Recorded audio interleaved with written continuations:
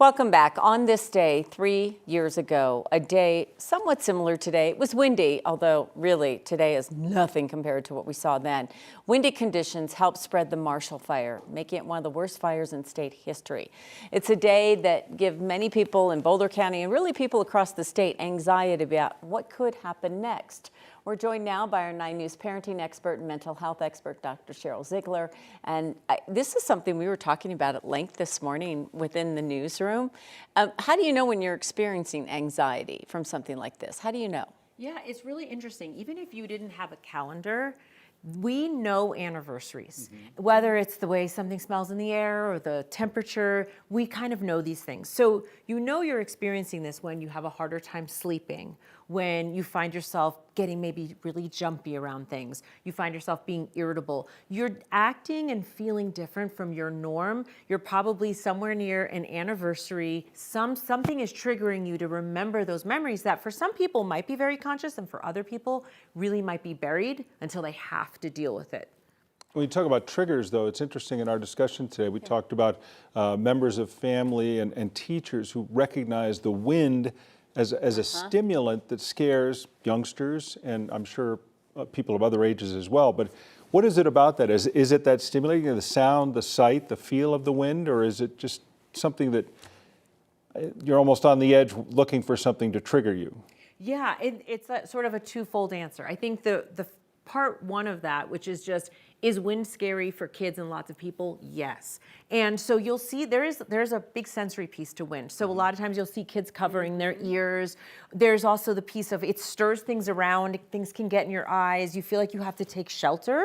So it's not like, you know, a somewhat windy day, sure, you'll walk to the park, through the parking lot or something, but if it's really, really windy, there's debris up in the air, people tend to hold back. And then when you think about the Marshall Fire, and you think about the combination of winds and the fire, if there are people that were involved in any way, directly or even indirectly on that day, and it's an anniversary, it's just going to be triggering it. It's a general sense of lack of safety. And when we don't control things, we tend to get really nervous about things. We as human beings like to feel like we are in control. So wind is a pretty out of control, natural feeling. You can't control where's it coming from, you can't make it stop.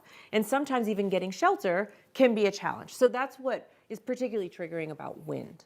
Well, you know, and I know people talk about like sometimes a grief burst happens, like you go somewhere and you're reminded of somebody you lost and it just goes, right? I would think with wind and the Marshall Fire, that happens on a regular basis. You go to that place or you drive by that spot and you think, I remember this. But like for kids, what do we as parents do? I mean, I think we can process that a little bit better. What do you do for a little kid? Yeah, I mean, believe it or not, I was telling you all before we started here, during the summertime, when we can get tornadoes or we can get those kinds of winds, I have a lot of calls that come into our center around this. You know, they're like, okay, wait, we thought we could just deal with this at home, but my kid is really anxious about this. And it's stopping them sometimes from going outside, playing, doing things like that. So what parents can do is there's sort of two, one of them is logistical, there's two routes. One is logistical. So you say to them, okay, if there was ever an emergency, this is where we go. This is who we call. We are on those emergency lists. Our phones will let us know what's going on. So you want to be very strategic with them. Like, let's make a safety plan. That really does help kids a lot. And there's that part. And then there's what we call just grounding, or these sort of mental strategies in which you say, when you're worried about this, you can sit down, close your eyes, count to 10, you know, do these breathing exercises, do, you know, yoga poses, whatever it's going to be. So that one of them is calming to just your regulatory system. The other one is literally a safety plan that makes kids have a sense of control. Might it help to study the weather to learn more about it, or might that be more terrifying? That's a great question, but you know what's funny is the kids, at least that I've worked with, they don't want to do that. Right. They really don't. They don't want to I don't want to find out, yeah. They don't. So I think it's good for the parents to have that sense of, I've studied it, you know, I know what to do. Give them that sense of encouragement and confidence. All right.